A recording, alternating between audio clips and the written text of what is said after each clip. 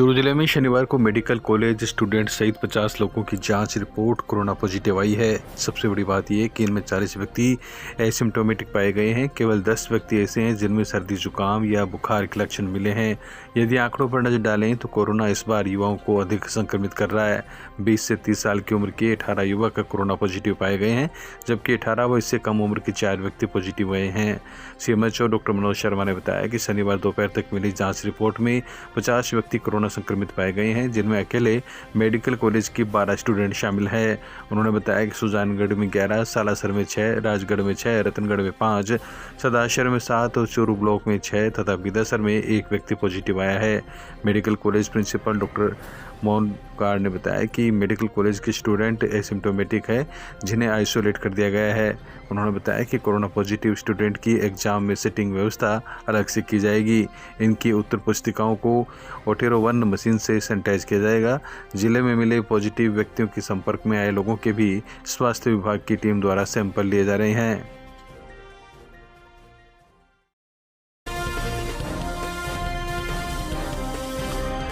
चूरू के राजकीय लोहिया महाविद्यालय में ग्रेजुएशन की 18 वर्षीय छात्रा की शनिवार शाम संदिग्ध परिस्थिति में मौत हो गई। डॉक्टर्स ने प्रारंभिक तौर पर मामला पॉइजनिंग का माना है। सदर थाना पुलिस ने मृतका का शव राजकीय भर्ती अस्पताल की मोर्चरी में रखवाया है, जहां रविवार को शव का पोस्टमार्टम किया जाएगा।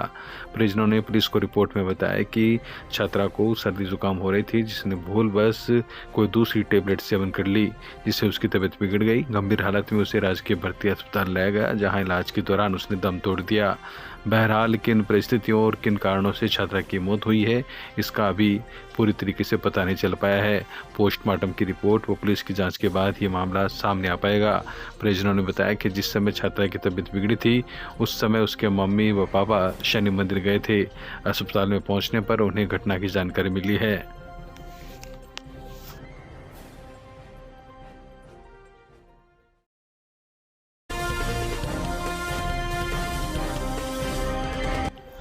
चूरू के अगुड़ा मोहल्ला वार्ड नंबर 38 स्थित राजकीय उच्च प्राथमिक विद्यालय में स्वेटर वितरण कार्यक्रम आयोजित किया गया। कार्यक्रम में सेवा भारती संगठन की प्रेरणा से बालकों को स्वेटर वितरित की गई। कार्यक्रम की अध्यक्षता सेवा भारती संगठन के विभाग मंत्री थावरमल सैनी ने की। विद्यालय के प्रधानाचार्य रणवीर सिंह ने शिक्षक निरंजन सैनी की पुण्यतिथि पर 2 मिनट का मौन रखवाकर श्रद्धांजलि दी। कार्यक्रम में दीपचंद सैनी, परमेश्वरी देवी मुक्तिधाम प्रबंध समिति के कोषाध्यक्ष पुरुषोत्तम सैनी, सेवा भारती संगठन के सह तहसील मंत्री बाबूलाल प्रजापत, मुकेश प्रजापत, विद्यालय के शिक्षक एवं अन्य लोग मौजूद रहे।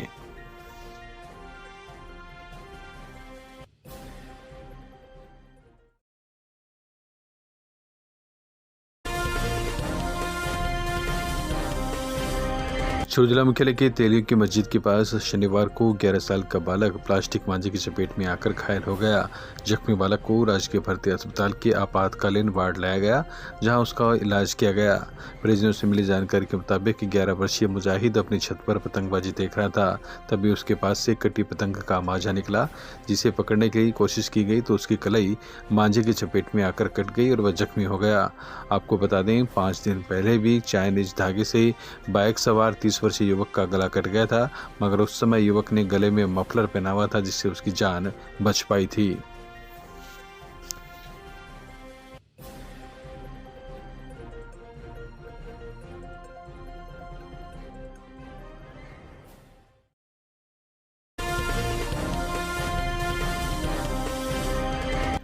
चूरू जिले के गांव सैनाली में 22 वर्षीय विवाहिता को जहरीले सांप ने काट लिया। तबीयत बिगड़ने पर परिजनों से शनिवार को राजकीय भर्ती अस्पताल के आपातकालीन वार्ड लेकर पहुंचे, जहां प्राथमिक उपचार के बाद उसे फीमेल मेडिकल वार्ड में भर्ती किया गया। परिजनों से मिली जानकारी के मुताबिक गांव सैनाली की 22 वर्षीय रोशनी को रात को किसी समय जहरीले सांप ने काट लिया था। परिजन पहले उसको झाड़ा दिलाने के लिए किसी धार्मिक स्थल पर लेकर गए, लेकिन तबीयत में कोई सुधार नहीं हुआ। इसके बाद उसे अस्पताल लाया गया, जहां उसकी हालत स्थिर बताई जा रही है। वहीं डॉक्टर्स के मुताबिक सर्पदंश की स्थिति में तुरंत किसी अस्पताल में जाकर डॉक्टर से उपचार करवाना चाहिए।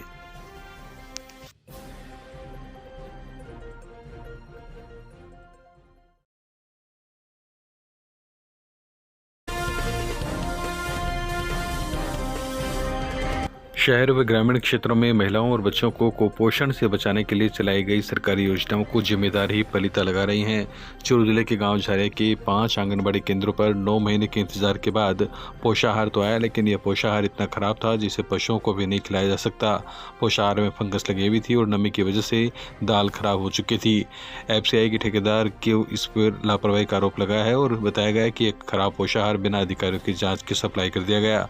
हालांकि इसमें राहत की बात यह रही कि ग्रामीणों की सजगता से दूषित पोषाहार बंट नहीं पाया। मामला विभाग स्तर पर उठा तो अधिकारियों में हड़कंप मच गया। पंचायत समिति सदस्य सुनील मेघवाल के सजगता के बाद शनिवार को महिला एवं बाल विकास विभाग उपनिदेशक सीमा सोनकरा झारे गांव के आंगनबाड़ी केंद्र पहुंची और पोषाहार की जांच की, जिसमें करीब 74 क्विंटल चना दाल सड़ी व फंगस भरी मिली, जिसे सीज कर दिया गया। ग्रामीणों का आरोप है कि गाँव में गर्भवती और धात्री महिलाओं सहित बच्चों के लिए करीब 1 साल बाद पोषाहार आया और वह भी सड़ा हुआ। इधर मामले को लेकर उपनिदेशक ने भारतीय खाद्य निगम के अधिकारियों को नोटिस जारी करके जवाब तलब किया है।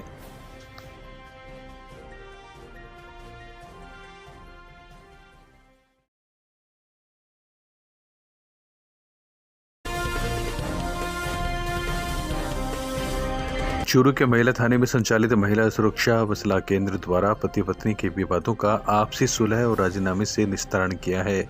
महिला सुरक्षा व सलाह केंद्र ने शनिवार को 1 साल से चल रहे पति पत्नी के विवाद का काउंसलिंग कर निस्तारण किया। महिला सुरक्षा व सलाह केंद्र की काउंसलर सुशीला शर्मा ने बताया कि गांव लादड़िया की अनीता की चूरू के सुभाषनाग से 11 साल पहले शादी हुई थी। 1 साल पहले घरेलू बातों को लेकर दोनों में झगड़ा हो गया, जिससे मनमुटाव इतना बढ़ा कि अनीता ने अपना ससुराल छोड़ दिया और मायके रहने लगी। 15 दिन पहले मामला महिला सुरक्षा व सलाह केंद्र के समक्ष आया, जिसमें दोनों पक्षों की 2 बार काउंसलिंग करवाई गई, जिससे बात बन पाई।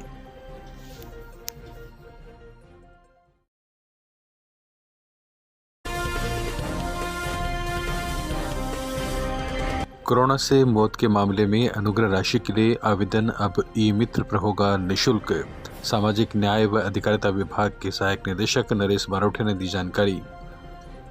कोरोना से मृत व्यक्तियों के नज़दीकी परिजन रिश्तेदारों को दी जाने वाली 50-50 हज़ार रुपये की अनुग्रह राशि के लिए ऑनलाइन होने वाले आवेदन के लिए ई-मित्र की तरफ से आवेदकों को अब यह सुविधा निःशुल्क उपलब्ध करवाई जाएगी। इसके लिए राज्य सरकार की तरफ से ई-मित्र को प्रत्येक आवेदन पर 50 रुपये दिए जाएंगे। सामाजिक न्याय व अधिकारिता विभाग चूरू के सहायक निदेशक नरेश बारोठे ने बताया कि जिला स्तर पर आवेदनों का समयबद्ध निस्तारण कर मृतक परिजनों के खाते में सहायता राशि हस्तांतरित की जाएगी। किसी प्रकार की सहायता के लिए सूचनाएं प्रौद्योगिकी व संचार विभाग से संपर्क किया जा सकता है। गांव बोटिया के राजकीय उच्च माध्यमिक विद्यालय में कक्षा 9 की 22 छात्राओं को मिली सरकार की तरफ से निःशुल्क साइकिल। राजकीय उच्च माध्यमिक विद्यालय बोटिया में सत्र 2021-22 की कक्षा 9 की 22 छात्राओं को सरकार की निःशुल्क साइकिल योजना के अंतर्गत साइकिल का वितरण किया गया। इस अवसर पर विद्यालय स्टाफ एवं छात्राओं के अभिभावक भी उपस्थित रहे। प्रधानाचार्य सज्जन सिंह सैनी ने अभिभावकों को निःशुल्क साइकिल वितरण योजना के संबंध में विस्तृत जानकारी दी। साथ ही कोरोना महामारी की तीसरी लहर के बारे में बचाव की जानकारी देते हुए आवश्यक उपाय अपनाने के लिए सभी से अपील की। उन्होंने कहा कि कोरोना से बचाव के लिए उचित व्यवहार काम मिल लें। इस अवसर पर उन्होंने कहा कि विद्यार्थी घर से मास्क लेकर आएँ और मास्क लगाकर पूरे दिन रहें। पानी की बोतल भी साथ लेकर आएं और खाने पीने का सामान एक दूसरे के साथ साझा न करें।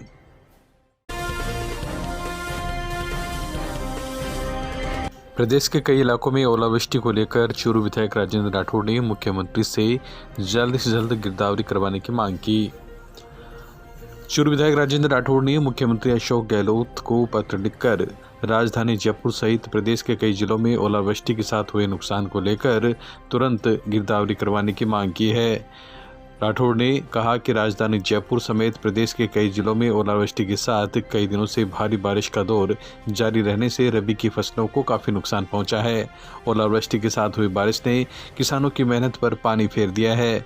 उन्होंने कहा कि उनके मुख्यमंत्री अशोक गहलोत से मांग है कि वो अन्नदाताओं के हित में जल्द से जल्द गिरदावरी करवाकर किसान भाइयों को हुए नुकसान की क्षतिपूर्ति के लिए मुआवजा राशि सुनिश्चित करवाएं।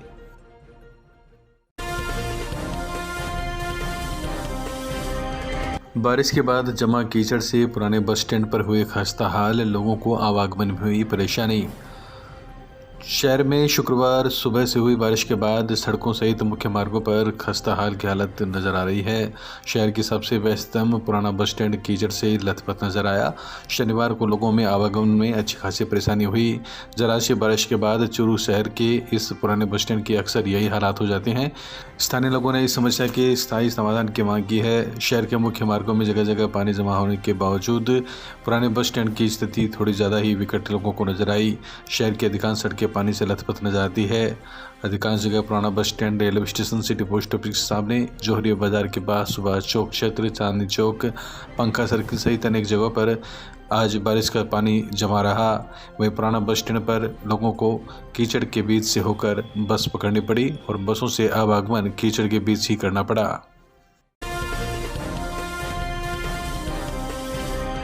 चूरू में बूथ नंबर 153 पर भाजपा नेताओं की ओर से वितरित की गई जरूरतमंदों को कंबल। भारतीय जनता पार्टी चूरू मंडल की ओर से बूथ नंबर 153 पर शनिवार को जरूरतमंदों को कंबल वितरित की गई।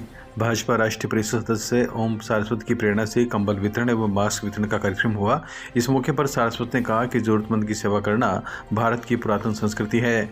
भारतीय समाज में हर व्यक्ति अपने बचत में से कुछ अंश समाज के ऐसे लोगों के लिए निकालता आया है जिससे सभी लोगों को मदद मिलती है। मंडल अध्यक्ष सुरेश सारस्वत ने कहा कि कंबल वितरण के कार्यक्रम के माध्यम से समाज में एक दूसरे की मदद करने का भाव उत्पन्न होगा। इस मौके पर भाजपा जिला उपाध्यक्ष भास्कर शर्मा ने कहा, सेवा कार्य करना और उसकी प्रेरणा देना यह अपने आप में एक मिसाल है। हम सबको मिलकर इस कार्य को बढ़ चढ़कर बढ़ाना चाहिए। वहीं नेहरू युवा केंद्र के जिला युवा सलाहकार समिति सदस्य नीरज जांगीर ने कहा कि हम सब ने मिलकर अपने बचत में से कुछ अंश निकालकर सर्दी के इस मौसम में जरूरतमंद लोगों तक कंबल वितरण पहुंचाई है और ऐसे में इस प्रकार के कार्यक्रम आगे भी जारी रहेंगे। कार्यक्रम में बड़ी संख्या में भाजपा नेता एवं कार्यकर्ता तथा स्थानीय लोग मौजूद रहे। विद्याध्ययन का मुख्य उद्देश्य अच्छे इंसान बनना होगा तो समाज को श्रेष्ठ डॉक्टर, इंजीनियर, वकील, शिक्षक आदि स्वतः ही मिल जाएंगे। उक्त विचार बहुश्रुत साध्वी श्री कनकश्री ने महात्मा गांधी राजकीय विद्यालय लोहा में प्रवचन के दौरान व्यक्त किए। विद्यालय के इंदिरा बेंद सभागार में बेद परिवार द्वारा नवनिर्मित मंच का लोकार्पण करते हुए साध्वी ने कहा कि शिक्षार्थियों को गुस्सा, नशा और झूठ तीनों बातों से सदा दूर रहना चाहिए। सहवर्ती साध्वी शीतल शाह जी और अन्य लोगों ने भी अपने विचार व्यक्त किए। कार्यक्रम में मंच के निर्माता बेद परिवार के जोधराज बेद और अमिताभ बेद का प्रधानाचार्य अयूब खान, व्याख्याता पेमाराम कसवा, प्रियंका गर्ग, निधि राहड़ आदि के द्वारा स्वागत किया गया। विद्यालय में लाखों रुपए की लागत से विशाल सभागार, भव्य स्वागत कक्ष और मंच का निर्माण करवाने वाले भामाशाह बेद ने विद्यालय की आवश्यकताओं के अनुरूप नव निर्माण में भी सहयोग का भाव प्रकट किया। अमिताभ बेद की सरस प्रस्तुति से गीतिका के साथ कार्यक्रम संपन्न हुआ। इस अवसर पर डालमचंद बेद, राजकुमार बेद, सुरेश चंद्र न्योल, विजय कुमार भाटी आदि उपस्थित रहे। इसीलिए जग कहता सारा, इसीलिए जग कहता सारा, संत कहो या राम, राम से बड़ा राम था नाम, राम से बड़ा राम था। राज्य सरकार एवं जिला प्रशासन के निर्देशानुसार रतनगढ़ तहसीलदार अशोक गोरा के नेतृत्व में शनिवार को पुलिस के जवानों ने शहर में फ्लैग मार्च निकाला। पुलिस के जवानों ने मुख्य बाजारों में फ्लैग मार्च निकालकर कोरोना गाइडलाइन की पालना का संदेश दिया। इस दौरान गाइडलाइन का उल्लंघन करने पर कुछ व्यापारियों के चालान भी काटे गए और बिना मास्क वालों को समझाइश कर मास्क लगाने के लिए पाबंद किया गया। इस दौरान राज्य सरकार की गाइडलाइन की पालना का सभी से आह्वान करते हुए संदेश दिया गया। वहीं आज के फ्लैग मार्च से पुलिस और प्रशासन के अधिकारियों ने एक संदेश दिया कि अब आने वाले दिनों में सख्ती बरती जाएगी और मास्क एवं अन्य कोविड नियमों का पालन नहीं करने वालों के खिलाफ कार्रवाई अमल में लाई जाएगी।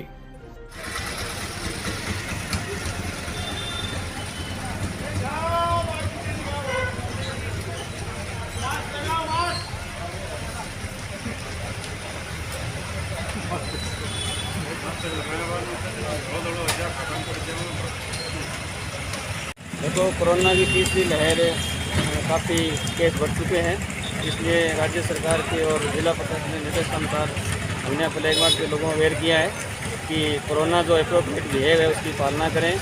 और लगभग लोग यहाँ पालना में ही हैं और बाकी बने रहते जो नहीं करेगा उसके खिलाफ कार्रवाई की जाएगी। Thank you.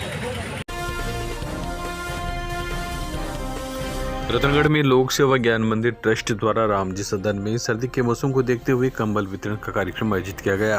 कार्यक्रम में वरिष्ठ नेता हरिप्रसाद इंदौरिया, एडवोकेट रजनीकांत सोनी, पार्षद रामकिशन माटुलिया अतिथि रहे। इस अवसर पर ज्ञान मंदिर के प्रभारी महेश जोशी ने कहा कि जरूरतमंदों की सेवा करना ही धर्म है।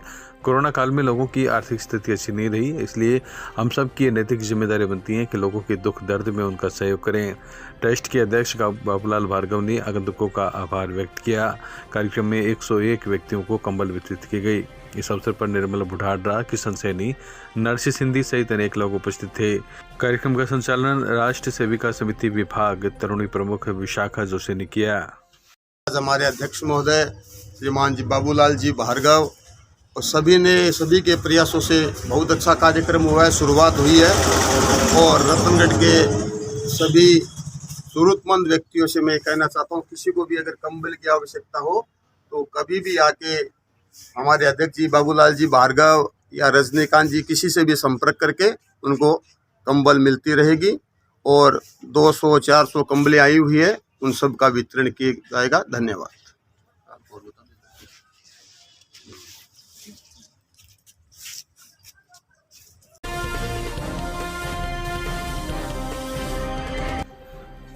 वरिष्ठ कांग्रेस नेता खानुखा बुधवाली का रतनगढ़ से जयपुर जाते समय नगरपालिका के सहव्रत सदस्य रामवीर सिंह रायका के नेतृत्व में स्वागत किया गया। इस अवसर पर खानुखा बुधवाली ने कहा कि कार्यकर्ता पार्टी की रीढ़ की हड्डी होते हैं, कार्यकर्ताओं के मान सम्मान में कोई कमी नहीं आने दी जाएगी। इस अवसर पर पूर्व छात्र संघ अध्यक्ष संदीप सिंह भोजासर, पार्षद मुख्तियार अहमद खान, ओबीसी प्रकोष्ठ के नगर अध्यक्ष नवीन वर्मा, जीवराज सामरिया, विकास भलारा, सतपाल शोरान, विश्वास माकड़, शौकत अली, जुनेद खान, गजेंद्र सिंह देरासर, जुनेद खान, जितेंद्र प्रजापति सहित अनेक कार्यकर्ता उपस्थित रहे।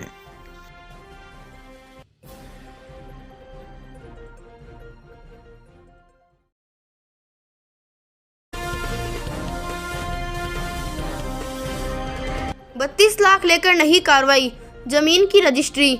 बिसाऊ पुलिस थाने में आरोपी के खिलाफ धोखाधड़ी का मुकदमा हुआ दर्ज। बिसाऊ पुलिस थाने में जमीन को लेकर 32 लाख की धोखाधड़ी का मुकदमा दर्ज हुआ है। थानाधिकारी कमलेश कुमार ने बताया कि शनिवार को कस्बे के वार्ड 15 निवासी वाहिद अली ने रिपोर्ट दी कि वार्ड 16 निवासी राहुल पुत्र सज्जन कुमार ब्राह्मण से उसकी जान पहचान रही। आरोपी 31 जुलाई 2018 को उसके घर आया और रुपए की जरूरत बताते हुए अपनी कृषि भूमि को लेकर सौदा किया। 10 लाख रुपए एडवांस लेकर इकरारनामा नोटेरी से तस्दीक करवाकर पीड़ित को दे दिया। इसके बाद 18 अप्रैल 2019 को आरोपी वाहिद के पास आया और रजिस्ट्री करवाने का आश्वासन देकर 15 लाख रुपए ले गया। उसके बाद 7 दिसंबर 2019 को आरोपी ने रुपए की जरूरत बताते हुए 7 लाख और ले गए। वाहिद ने रजिस्ट्री करवाने के लिए कहा तो आरोपी ने पारिवारिक समस्या बताते हुए टाल दिया। बाद में पता चला कि उसने जमीन दूसरों को बेच दी, जिस पर 6 जनवरी 2022 को पीड़ित ने अयूब खां तथा इकबाल खां को साथ लेकर राहुल के घर जाकर जमीन की रजिस्ट्री करवाने की बात कही, जिस पर आरोपी ने कहा कि उसके पास कोई जमीन नहीं है, सारी जमीन दूसरे लोगों को बेचकर रजिस्ट्री करवा दी है। वाहिद ने 32 लाख रुपए वापस मांगे तो राहुल ने कहा ना तो जमीन है और ना ही रुपए वापस दूंगा। आरोपी ने रुपए वापस देने व जमीन की रजिस्ट्री करवाने से इनकार कर दिया। पुलिस ने मुकदमा दर्ज कर जांच शुरू कर दी। आज दिनांक 8 जनवरी 2022 को परिवादी वाहिद अली पुत्र मुश्ताक खां, जाति कायम खानी मुसलमान, निवासी वार्ड नंबर 15 बिसाऊ ने उपस्थित थाना होकर एक रिपोर्ट इस आशय की दर्ज करवाई है कि गैर साहिल राहुल कुमार पुत्र सज्जन कुमार, जाति ब्राह्मण, निवासी वार्ड नंबर 16 बिसाऊ से 31 जुलाई 2018 को मैंने 3 बीघा ज़मीन क्रय की थी। वह ज़मीन के बदले मैंने 32 लाख रुपए नकद दे दिए, जिस संबंध में जरिए इकरारनामा लिखापढ़ी की हुई है और गैर साहिल ने तय समय अवधि के अनुसार मेरे को उक्त ज़मीन की रजिस्ट्री नहीं करवाई, बल्कि मुझे अब ज्ञात हुआ है कि गैर साहिल राहुल कुमार ने मेरे को बेचान की हुई ज़मीन को अन्य व्यक्ति अयूब खां असगर खां आदि को पुनः पहचान कर दी और मेरे साथ धोखाधड़ी कर मेरे 32 लाख रुपए हड़प लिए, जिस पर आज धोखाधड़ी का मुकदमा दर्ज हुआ है और अनुसंधान प्रारंभ किया जा चुका है।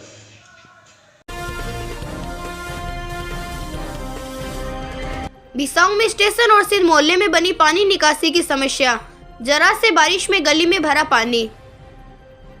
बिसाऊ कस्बे में स्टेशन और स्थित वार्ड 2 के एक मोहल्ले में गंदे पानी की निकासी नहीं होने से स्थानीय लोग परेशान हो रहे हैं। गली में सड़क निर्माण के दौरान नाली नहीं बनाए जाने से शुक्रवार रात को आई बारिश से गली में कई घरों के आगे पानी जमा हो गया। शनिवार को वार्ड की संतोषा, चंदा, शांति, आमीना, मंजू, विशाल, कैलाश, विकास, अशोक जांगड़ आदि ने पार्षद पर अनदेखी का आरोप लगाते हुए कहा कि आए दिन परेशानी के दौरान जरा सी बारिश से गली के लोगों का घर से बाहर निकलना मुश्किल हो जाता है। नंबर 2 में हमारे यहाँ इस गली में ये पानी इकट्ठा होता है, तो इसका कोई गिला करे। वो वार्ड पार्षद को अभी की 2-3 बार एप्लीकेशन भी दे चुके हैं, लेकिन इसका कोई इलाज नहीं हो रहा है। तो हमारी ये आपसे दरख्वास्त है कि इस पानी का कोई समस्या है, ये इसको ठीक करवाने की जल्द से जल्द कोशिश करें। कि ये 2-3 बार कर दी, फिर भी कोई पूछ रहा नहीं है, सुनाई नहीं कर रहा है। कि हमारी एक खंबा है, यहाँ कोई गाड़ी आती है तो इसके अंदर नहीं आती है, इसको भी कोई उधर कोने में लगवा कर इसका वो सही करे। ओ पानी भाया अठकी जा को नहीं आगे ने तो मैं कटकी जावा रे इन्ने है जगह सारा में तो इन्ने का इन्ने रह जावा, इन्ने कोई रास्ता है कि तो मैं इन्ने की चल जावा है। एक मायने कोई करे को नहीं सूझी बीता है कि जो मैं के करा कटे जावा मैं फिर नहीं घर में निकास आगे से करे, कोई नाली करे, कोई की भी तो करे। मैं घर में ही रवा के फिर और काम को नहीं के मारे घर में ही रवा के। बिसाऊ के बुढ़िया महादेव मंदिर में मनाया पोष बड़ा महोत्सव।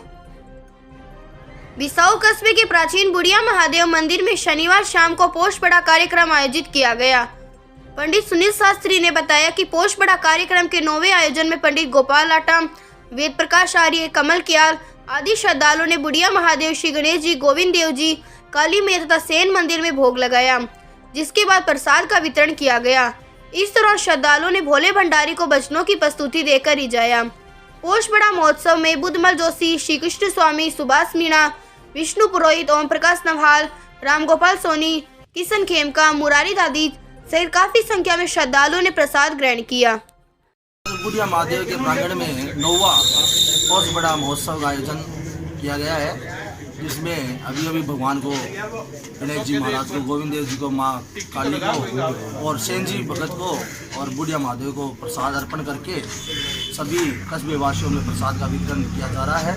इसमें अधिक से अधिक संख्या में श्रद्धालुओं ने भाग लिया और बिसाऊ के स्थानीय कलाकारों ने अखंड बुढ़िया महादेव मंडली के द्वारा भजनों की प्रस्तुति दी गई, जो अभी तक जारी है। आरती के बाद में भजनों की समाप्ति और उसके बाद में प्रसाद का वितरण किया गया। जय शंकर की जय भोलेनाथ।